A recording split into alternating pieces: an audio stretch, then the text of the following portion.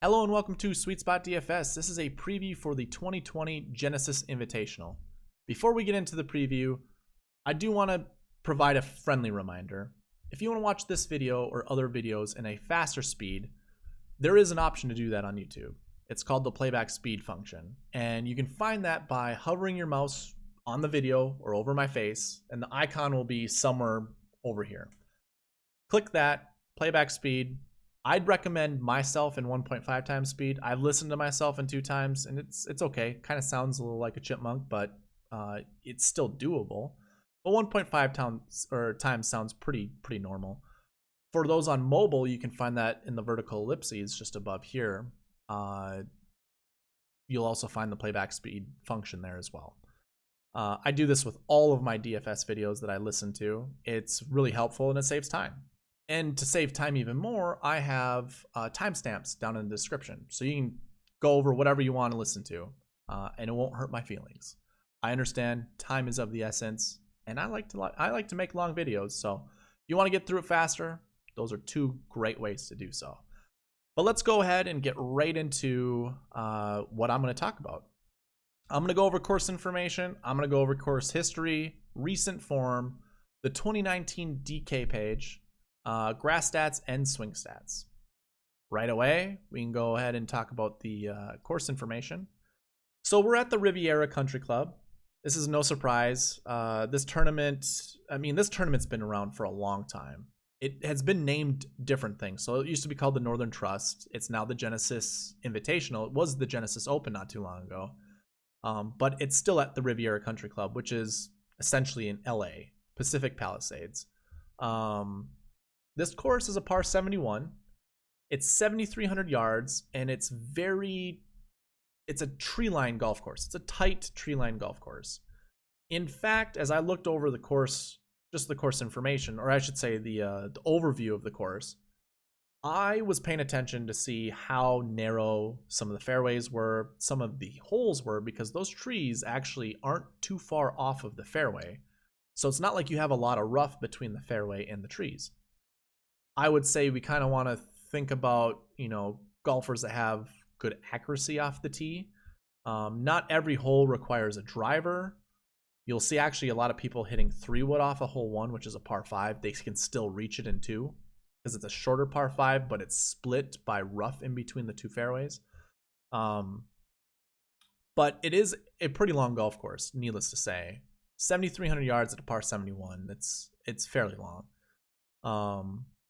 And like I said, it's tight, so it plays longer. Accuracy is definitely a thing that you're going to want on this golf course. I'm not going to say put all of your eggs into that basket. I wouldn't. Tee to green, like shots gained tee to green, really matters here. And I think birdie or better does as well. But we'll get through that, like going over the 2019 DK page and just looking at the golfers who have finished inside the top 10. The grass type here, so we're going to have, it's going to be POA all over. POA is mainly I'm pretty sure there are no other strains other than POA on the greens here, so it's much like last week's tournament. So we'll be targeting golfers that have good POA splits. But in the rough in the fairway, we also have kikuyu grass, which acts a lot like Bermuda. So if you've ever golfed in Bermuda grass, and your ball ever gets into the rough, it's difficult to chop it out. You definitely want to even have that type of knowledge. I don't have kikuyu grass as a stat right now because we only see it, I think, twice. One of them was in Hawaii. So I think if you were to look at the Sony Open, I believe that has kikuyu grass mixed with, actually, I think that's Bermuda. They just played it not too long ago. I can't remember, but kikuyu grass might be something to look into. I'm not. I'm just going to stick with POA because that's what these guys are going to be hitting their putts on. So it's worth mentioning just for those that don't know it. The Architect, I've never seen these Architects on any other golf course on the PGA Tour, so we don't really need to talk about it. With that being said, we can go ahead and pull up the spreadsheet, and I guess I'll go over the results just so we have some kind of understanding or what we can visualize what the score is going to be. Last year, I was watching I was watching highlights from last year's tournament. JT, Justin Thomas, had this tournament in his pocket. He choked it away on I think it was like 13 and 14. He made a bogey and a double to get to 13 under. So I think he had like 4 or 5 holes left where he could have at least got one birdie. And on hole 17, he missed like a 6-foot putt. I think it was like 6 to 8 feet for birdie, and he just missed it barely. But had he made that, because JB Holmes was already in with a par, had he made that next hole would have either determined a playoff or maybe a chance to win. And JT did have a chance to tie JB on the last hole, but it didn't come to fruition. So with that being said, I mean, I really like Justin Thomas this week, but score was still somewhat low. And last year also was kind of a monsoon. They played some of round 1 on Thursday. They finished it up Friday morning, played some of round 2 on Friday, finished the rest of it up on Saturday, and then they went off on tee times, they went out in pairings of 3, or whatever you want to call that, to make the Saturday round go by. I mean, getting enough golfers through, so Sunday it was all to themselves. And I believe they even they had a delay on Sunday because of rain, but it was also really windy on Sunday. So that played a huge factor. I think Justin Thomas actually started the round out at 17 under. I guess what I remember, what I just watched like 2 hours ago, was that he was at 17 under at one point in time. I don't remember what day that was, but he definitely was up there. The wind definitely played a huge factor. So that's something to look at. Because I would probably play Jordan Spieth if it's windy. If you guys were there during the review video of Pebble Beach, I'd said I'm still not going to play Jordan Spieth unless there's wind. So that's also, I'm gonna go with that. But if you are a fan of trends, why don't you look at all the even number years and see who's up on top? I see 1 Bubba Watson, I see 2 Bubba Watsons, and I see 3 Bubba Watsons. Well, guess what this year is? It's an even year. Does Bubba win just based off of that?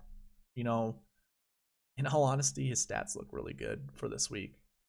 In the model that I have, and I get it, everyone else in the DFS industry has Bubba as one of their top models. So figured I'd show that, but we're going to see a score somewhere around 15 to 17 under, most likely. These greens do run very fast. They're very firm, very fast. So they're going to see a lot of the conditions they saw at Pebble.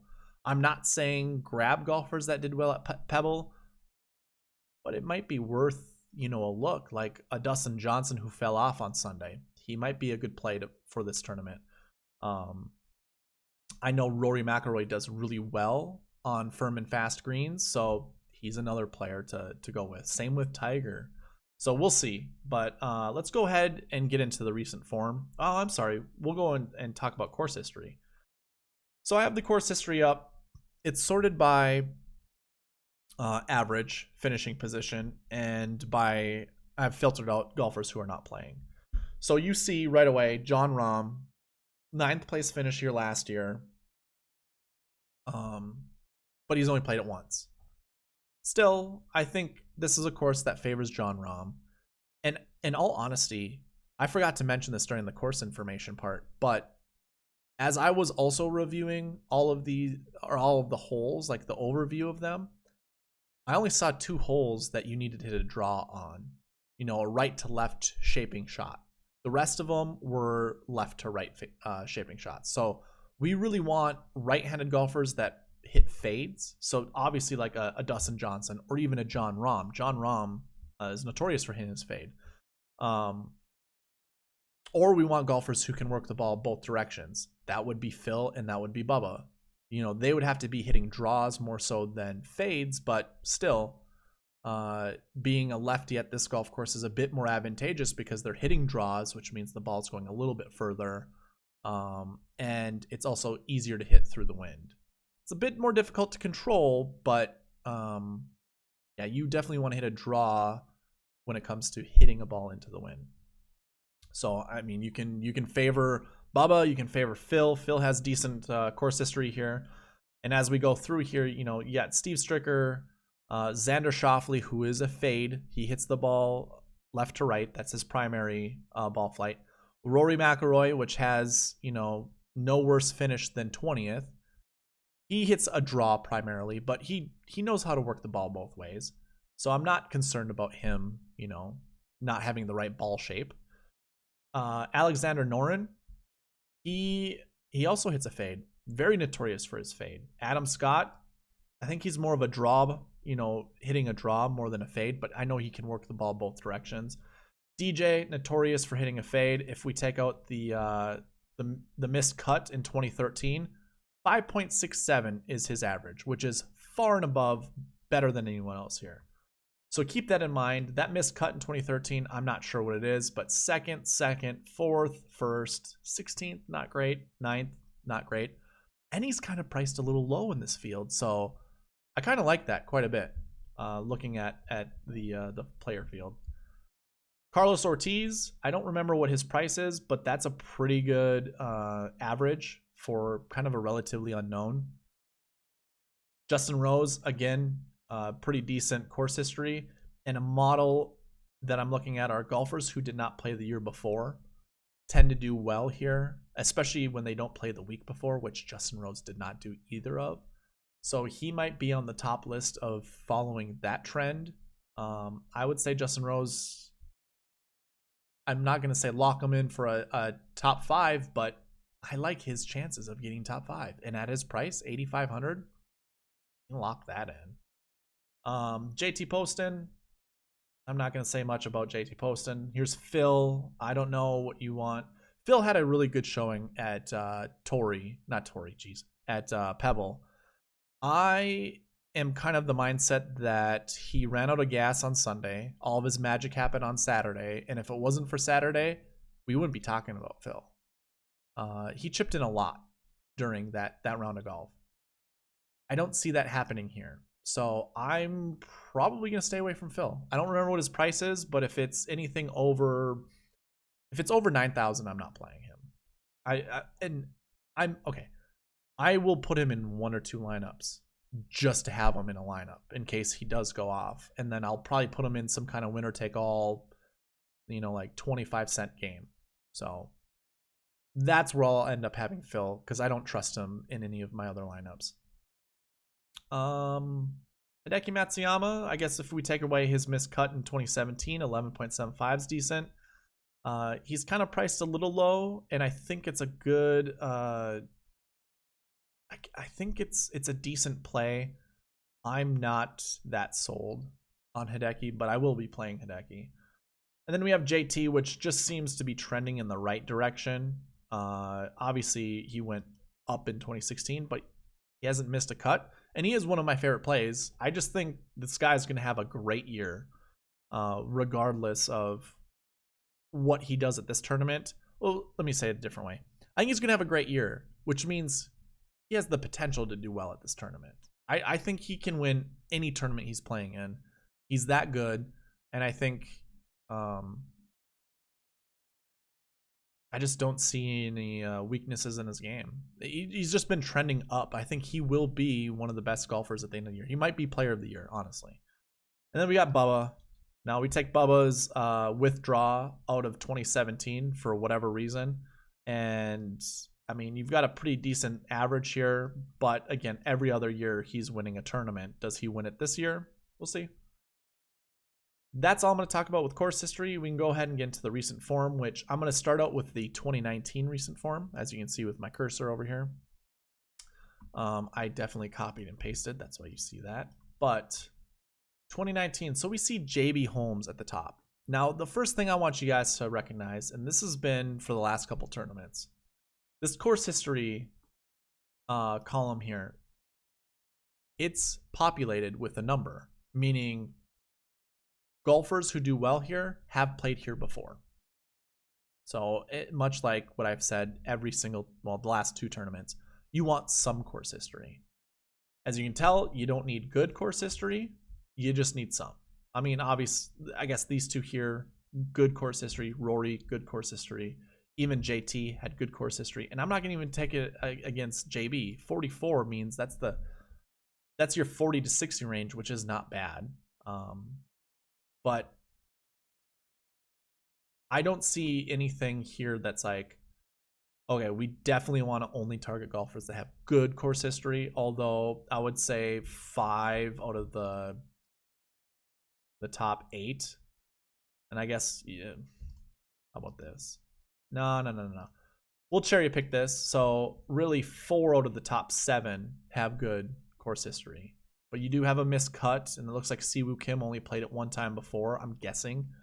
Missed the cut the year before, but ended up finishing 3rd. So that's something to look at. And Mark Leishman had missed the cut prior to getting a 4th place finish last year. So that missed cut obviously bumped his course history up. He may have only played it twice and got a 38th place. I guess we could look for Mark Leishman. What was he? 63.3. Oh, that was last year. So 4th place means he obviously moved that up. Here he is. All right. So Mark Leishman did not have good course history, but he did have 1 top 10 already, with the rest of them kind of not good whatsoever.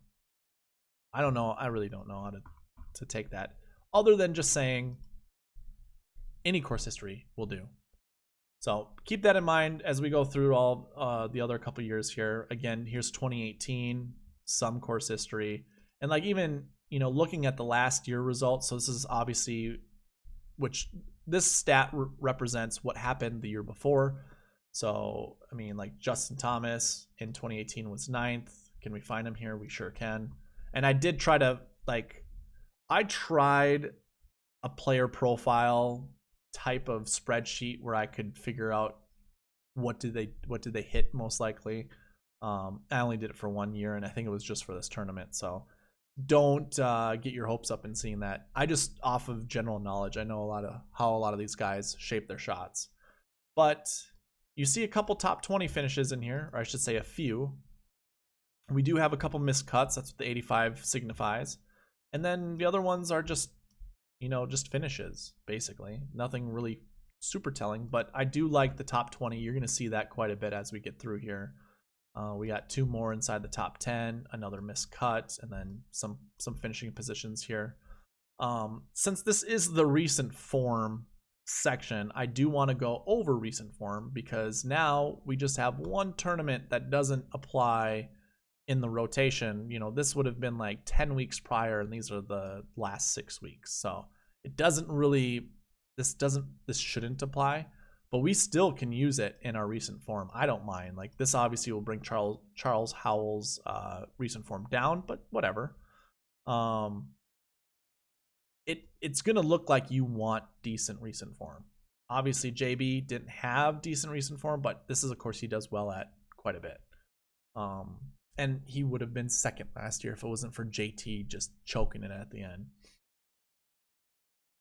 In 2018, that recent form isn't nearly the same, but we still have good recent form. And in fact, what I should do is just have all of this sorted so we can see recent, decent recent form. You see quite a bit of golfers inside the top 20. That's what all these light green stats are. Obviously, you can see the ones that are top 10. So of the top 20 golfers, these are your top 20. 1, 2, 3, 4, 5, 6, 7 of the top 20 recent form golfers finish inside the top 20. So take it as you will. You don't have to, put all your stock into it, but I think recent form is definitely something we want to look at. And again, I can sort it with this as well. You see a lot of green up at the top. So we do want golfers with form. At least the last 2 years kind of had said that. As we go through here, 2017, again, now we're seeing some golfers that, I mean, these 2 were true rookies playing, and same with Ollie, but the rest of them, you want some course history. Some finish from last year and decent recent form. So I will also pull this up. We see less green, which means less top 20 finishes, but we still see 4. So it's definitely something to think about when it comes to rostering or creating your rosters. Obviously, don't pile up all 6 with good recent form, but find your Justin Rose that has good recent form, Charles Howell that has good recent form, or Ollie Schneiderjan, so a rookie that has good recent form. Definitely worth consideration, in my opinion. I guess we don't have to scroll too far down, so it would be, what, top 24. We see DJ and then Vegas, Johnny Vegas. This is actually something I've been looking at a lot, is the recent form average of the last winners. JB Holmes is really the only one that kind of defies that. I should say even Bubba. So I guess what I was more looking at is top 5. So in the top 5, just looking at a recent form that's like in the 30s. I guess that doesn't apply. I thought it was something that I remembered. Maybe it's going from like 2017 and beyond. So 30, 30, 30, 12, but you do have a 30 here, and another 30. So I mean, you could say that with all these finishes, but what I like to do with this information is really I look to see how many times it's occurred, you know, in every year, and kind of do a count. So I only saw it once, you know, say twice. I'm not going to fill, you know, a roster up with that, but I'm going to select somebody that has this recent form, like someone like JT, or someone like Xander, or someone like Patrick Reed, or Paul Casey. I'll put one of them in my lineups. Like, I don't have an issue doing it, you know, based off of this. We see every year someone's inside the top 10 or top 5.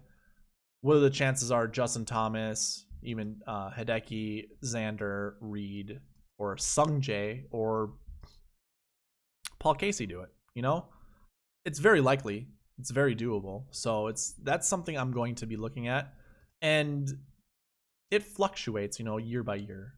I guess as we go here, recent form, and we sort by recent form, how many do we see? 1, 2, 3, 4, 5, 6 with the winner.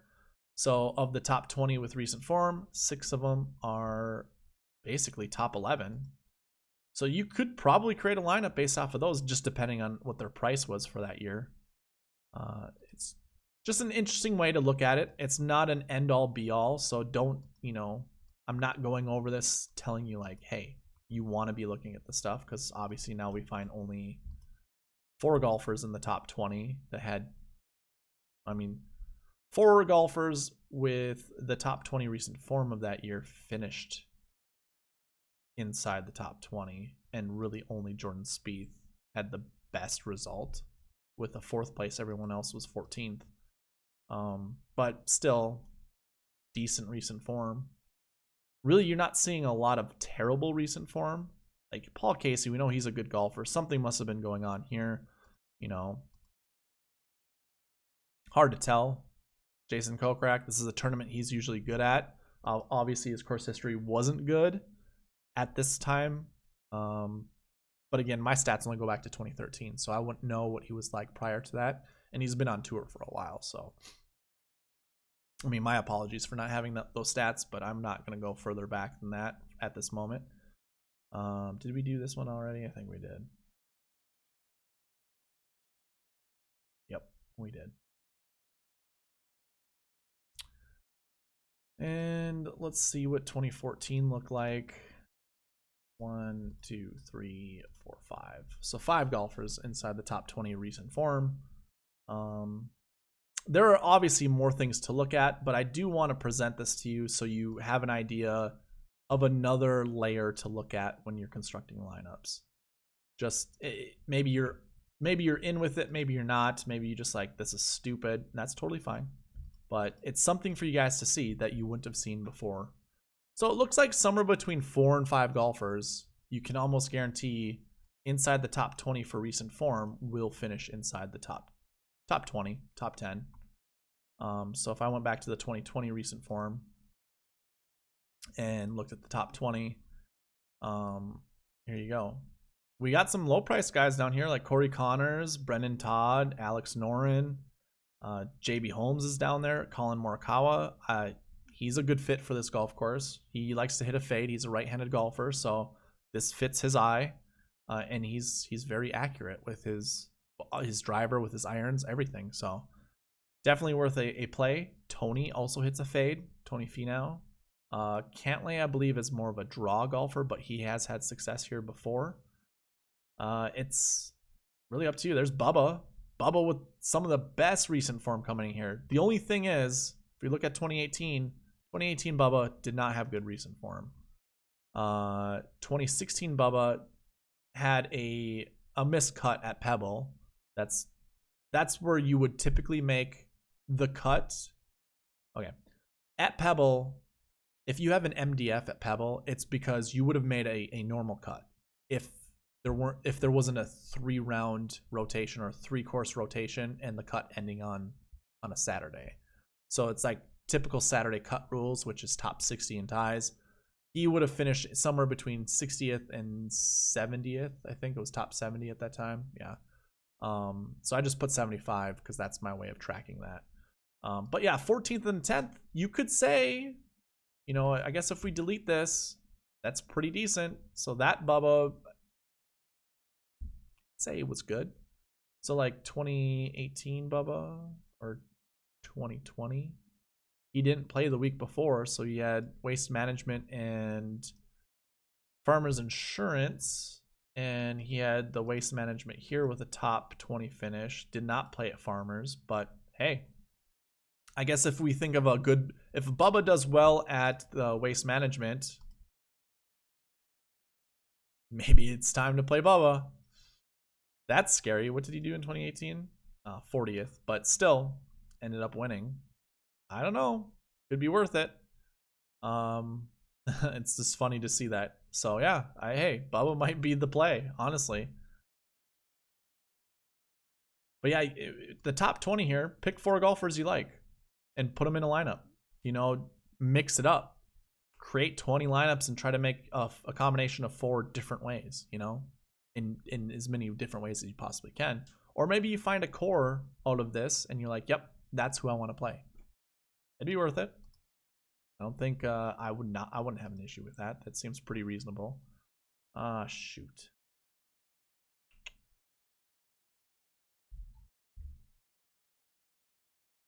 There you go. All right. I added the alternates at the bottom just in case any of them came in, and then I would just have the information as quick as possible. Because I just capture it and then save it to a spreadsheet and present it. So that's why you would have seen those. Okay. Well, we have course history down. We have recent form down. Now it's the 2019 DK page. This is actually going way over than what I wanted it to. So we'll go over this as quick as possible. We kind of already talked a lot about course history, recent form. We don't have to look at last year, last week, so we can hide this information. Basically, what we're going to get into is kind of looking at the grass stats and the swing stats with all of this. But you can look at the odds. I will have odds. I don't have them right now, but if you come to the lineup construction video, that'll happen on Wednesday. You can definitely look at it there. Fantasy points per game, value is pretty high, and the value is going to be really good this week because the pricing is kind of soft. There's a lot of good golfers. But here we go. 2019 POA. So my POA information here is a little bit different than what it was or that I have set up now. I include how many rounds on POA they've been, and as well as their top 10 percentage, the likelihood they'll be in the top 10. I unfortunately wasn't doing this last year until late in the year. So we only have 2019 POA splits, which I think is relevant because there's been enough courses that we can actually look at that kind of, it's more of like a recent form on POA. And then their overall, this is going all the way back to 2013.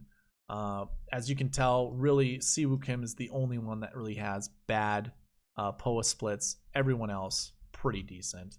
And I guess we could go ahead, filter this, and maybe looking by, if we sort it from best to worst, you've got plenty of guys here in the top 20. So 2, 5, 6, 7, 8, 9 golfers of the top 20 for overall POA. That's the top 19. Here's the top 20.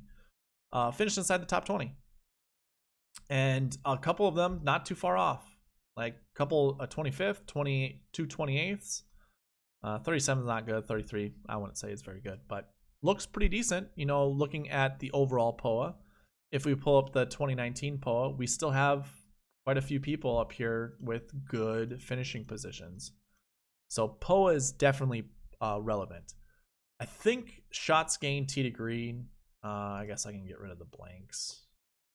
I'll get rid of these blanks.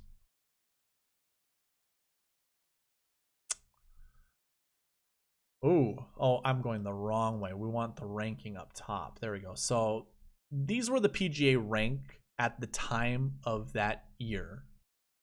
Or the time. So when this tournament, before this tournament played, I gathered the stats of the PGA, well, the PGA stats, and applied them to the spreadsheet. I unfortunately, at this time, put them in as the PGA rank at that time of the year. So prior to this tournament, JT was leading. That's why he has the number 1. This has nothing to do with the field. So this isn't number 1 in the field, although it is. This is number 1 in the PGA. That's why you have 1, 2, 3. We don't have 4 or 5, and we go to 6, 7, 8. We don't have 9, 10, 11, 12, and we go to 13. But I can tell you right now, this is your top 20 in the field, tee to green. Look at the stats. Look at the finishing positions. Pretty darn good. So we have 10 players there inside the top 20 for your top 20 in tee to green. So that's a stat we want to look at. We can look at off the tee. God, look at the wrong way. Off the tee, pretty relevant as well. 5, 6, 7, 8, 9. So almost, you know, half of the guys that are good at off the tee finish inside the top 20. Now we have some that missed the cut, and I wouldn't say any of these really are notable names. I mean, Sungjae would have been a notable name, and same with Cam Champ, Streelman also. So it's worth mentioning. Approach, not as many missed cuts, but not as many really good finishes either. Around the green, again, I mean, I guess it's an all-around type of player profile we want to look at. So I create a player sheet that goes over the guys with the top stats. So either their swing stats or their grass stats. So look for that at the lineup construction video, and we can probably find some decent golfers that we want to play. Proximity doesn't look like it matters that much, so I wouldn't really put too much stock into that. Green and reg looks pretty decent. A couple missed cuts here. No real notable names. Yeah. And then let's see, does birdie or better matter? Yeah. 1, 2, 3, 4, 5, 6, 7, 8, 9. So 9 of the top 20 in birdie or better finish inside the top 20 for that tournament. So birdie or better is something to look at as well. I guess with that being said, that's all that I wanted to go through. Oh, that's not true. I say that disappointedly. We wanted to look at golfers for this year, or for this week. I'm gonna go ahead, hide all of this information as well. I do have the world golf ranking as well, but we won't talk about that. We'll just get right into the stats. So your overall POA, your best golfer, Adam Scott, 22.84. Rory McIlroy is second. Dustin Johnson would be third. Eric Van Rooyen. You can see 4 events, 25% top 10, finish. Means 1 out of 4 he's done it, which isn't as impressive as someone like Adam Scott finishing 45% inside the top 10 for the 31 events he's been, or even DJ, 46 events, 47%. Like, that's pretty darn good. But yeah, 26.75 is not a bad overall POA split. If this was like 50 and that was 25%, I'd be like, ugh. That means one of the tournaments he probably played in was pretty weak, and the top 10 that he got wouldn't have really counted that much. But it is worth noting right now because he is $7,000. He's your cheapest guy with the best overall POA splits. I don't think he's played here before, so that's something to take into consideration. Jason Day would be your next golfer with overall POA. And if you guys haven't been paying attention, those stats are also running through right down here. And in fact, we're talking about these exact golfers right now that you can see. It's the top 5 of each stat category for grass stats and then tee to green. But you guys can also look the rest of the golfers here for, top overall POA. Looks like, yeah, I'll let you guys do your own analysis, but I would definitely take golfers in here. You saw 9 of the top 20 overall POA, so you could pick 9 of these golfers, and really you're not going to see a lot of expensive golfers. You're going to see some, but the rest of them pretty feasible to put in lineups, like Brooks Koepka. How many people are going to be playing Brooks? Jason Day. How many people are going to be playing Jason Day? This is a star-studded field. I guarantee you if this field was at Pebble, Jason Day wouldn't have been as owned. But maybe people building balanced lineups will put a lot of Jason Day on them, but it wouldn't have been my first thought to go around that, go down that road or whatever. Top 10 POA percentage. This again is the likelihood or the amount of times these guys have finished inside the top 10 for how many events they played at. So obviously Rory, Dustin, Jason Day, Adam Scott, Justin Thomas, all your top price guys all make this list. And that's no surprise. These are your best golfers. So you would anticipate that they're going to have the best finishing positions on POA. So I think you can comfortably play a lot of these golfers. Joaquin Niemann only has 10 events. That 39.9 I don't really like. Obviously he's placed 3 times inside the top 10 to get that 30% off of the 10 events. But I would feel much more comfortable playing like someone like Dustin or Jason Day to find a top 10. You just have to think about how well do you like them at that price. And in fact, DJ at $10,000, heck of a, like that might be the play of the year. $10,000, that great POA splits. He does well at this tournament. He might be the one to play. Jason Day, Adam Scott, Justin Thomas. I like all those golfers too. Maybe not so much Adam Scott. This is kind of overpriced in my opinion. I don't even remember the last time he played. Adam Scott. He has not played this year on a PGA Tour event. So take it into consideration. I would. And then the top 2020 POA splits. We have, I think, at most, there are 4 events that had POA stats that could apply to this. So I'm not sure what these guys here at the top. I know Mark Leishman won at Farmers Insurance Open. That was a POA event. He must have gotten a 3rd at another one. Where are you, Mark? So Sony was not one. I wonder if it was somewhere in the swing season that he would have gotten like a 3rd place to make that average 2. But still, that's pretty good, recent form for POA splits. But then you're followed with Rory, Justin Thomas, Charles Howell III, Nick Taylor, who won last week. So that bumped his average down to 5.5. I don't remember what it was at 10 because I remember that from last week. He was one of the top 5 POA split golfers last week. So Nick Taylor, I don't know. I mean, we've seen back-to-back winners this year. Brendan Todd did it. But it is a bit more difficult, and this is a better field. So Nick Taylor at $7,200 though would actually be a good 6th place golfer. If he finishes top 20, that's awesome. That's what you want with Nick Taylor. And who knows, maybe he's just riding high and nothing falters him. Here's your guy Bubba though. Bubba has some good splits for 2020 POA, so I would definitely consider that. Let's go ahead and get into the swing stats, and we'll just motor through these. I don't want to spend too much time, honestly. I already know the video is around 40 minutes, so we'll just go ahead and get through this as quick as possible. Tee to green, you saw, I think it was 10 out of 20 golfers finished inside the top 20 for 2019 that were top 20 tee to green. I would look at these golfers too. And you have some lower price guys. Like I do like Cam Champ this week. He hits a fade and he hits it really far. And his ball striking was not bad. His putting was terrible last week. So I would definitely look at someone like Cam Champ. Some of these other guys, 6,900. I'm not sure about Grillo. Joel Damon's not a bad play, especially if you look at everything else. He's just kind of middle of the pack with all these other stats.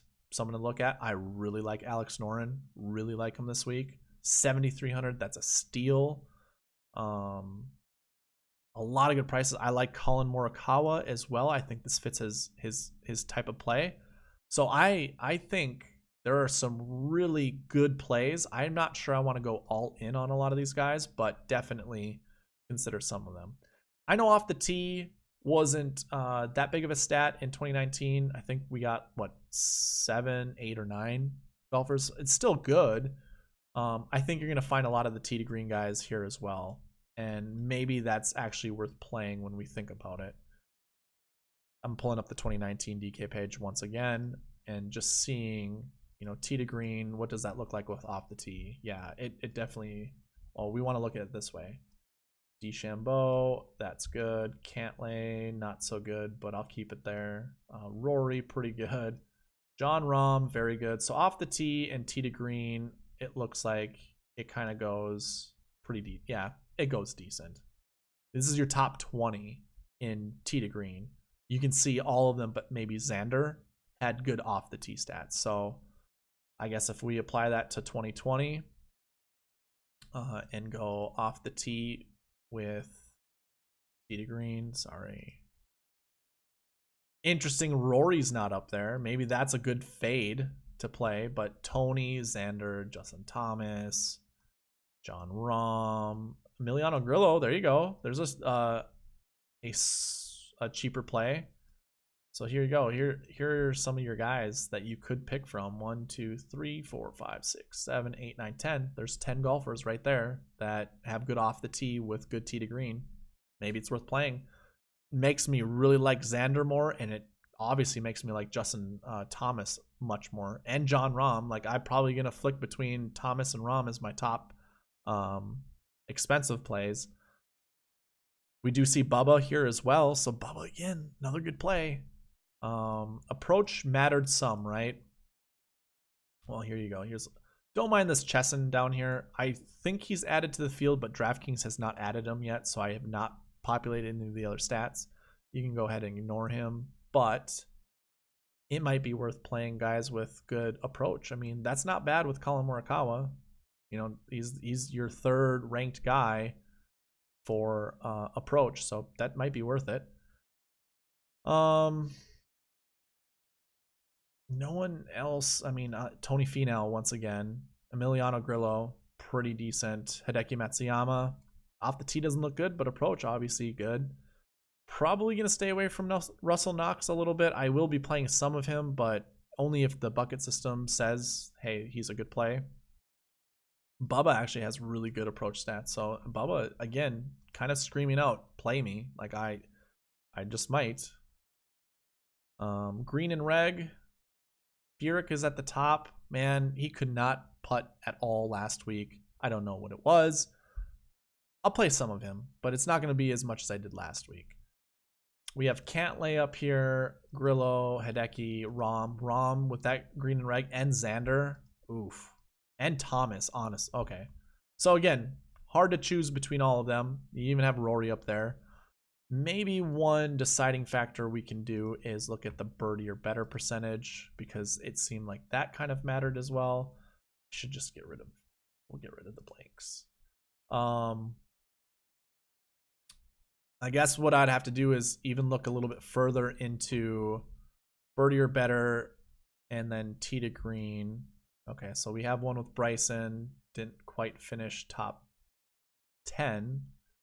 Yeah, some of these guys, I guess I should do it more like this. There we go. So we got JT, obviously elite level, Leishman 89, Siwoo at 74. So hey, Siwoo was up there, and we didn't understand why Siwoo did well at this golf course, but he was what, 7th in birdie or better in that field. Rahm down here, TD Green off the tee stats, pretty decent. Cantlay, same thing, pretty decent. Charles Howell III, not bad. I mean, he's still probably top 20, right, of tee to green. Howell the third, where are you? Did I miss him? Here he is, down here. Okay, so he wasn't top 20. This pretty much is all of your guys in the top. Whatever. Anyways, I was trying to see if I could kind of correlate, birdie or better with tee to green and off the tee, but I couldn't, so I'm not going to. But finding, like 5 to 6 golfers that have good birdie or better, if you can create a lineup. I mean, obviously Cam Champ, Bronson Burgoon maybe. He could be your Siwoo Kim, just coming out of nowhere. Yeah, I guess anyone else. Finau, Palmer. You guys can make up your mind. There's a lot of cheap golfers here. Scotty Scheffler, I like him. I like Bronson Burgoon. McCarthy, that's a cheap price for McCarthy. Matt Every. Cam Smith, that's pretty cheap. I don't really care for him this week. Ryan Palmer, I don't really care. Sebastian Munoz, that's not bad. Yeah, I'm not going to go over all of them, but you can see them right there. But now that concludes, oh my God, 46 minutes. I really want these videos to be like 20 minutes. I have to figure out a way to make them a little bit shorter. But if you've watched all the way up until now, I appreciate it. But I am going to keep it at that. I'm going to leave it right there. I guess one thing we didn't see is some of these guys do not have stats because they don't have enough events. Some notable names like Tiger, Dustin, and Justin Rose, and Brooks Koepka, definitely worth consideration. So keep that in mind. I'm glad we went through this went through that little piece at the end because I would not have seen that. But again, hopefully you guys watched all the way until now. Thank you for watching. I'll see you during the lineup construction video, which I'll have out on Wednesday.